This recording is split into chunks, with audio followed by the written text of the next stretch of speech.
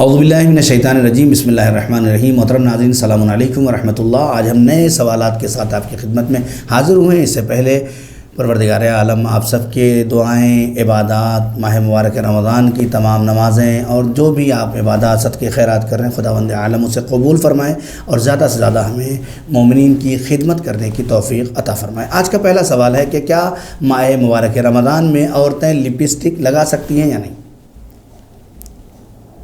بہت عمدہ سوال ہے یہ۔ آغا سیستانی کیا ہے؟ کوئی حرج نہیں ہے، بس شرط یہ ہے کہ نامحرم کے لیے نہ ہو۔ جو عام طور سے حرام ہے وہ حرام ہے۔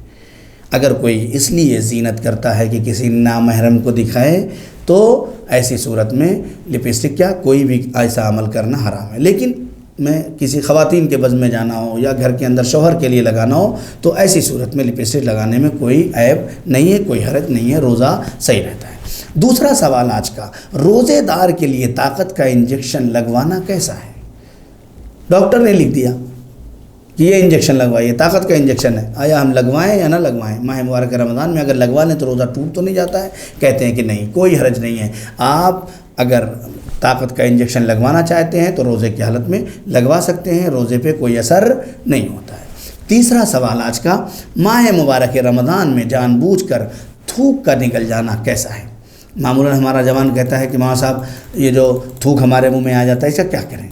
ہم تھوک دیں یا نکل جائیں؟ اگر نکل جائے تو روزہ باطل تو نہیں ہو جاتا ہے؟ نہیں، جواب دیا جاتا ہے کہ نہیں، روزہ باطل نہیں ہوتا ہے آپ اگر ایسے حالت میں۔ آخری سوال آج کا کہ روزے کی حالت میں آنکھ اور کان میں دوا ڈالنے کا کیا حکم ہے؟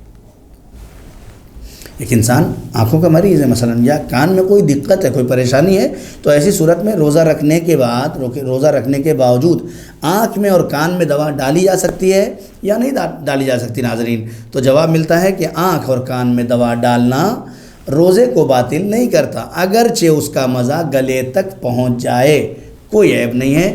آپ اگر ضرورت ہے تو دوا آنکھ اور کان میں ڈال سکتے ہیں۔ آج کے لیے اتنا کافی ہے، پھر ہم نئے سوالات کے ساتھ آپ کی خدمت میں حاضر ہوں گے۔ خدا حافظ، فی امان اللہ۔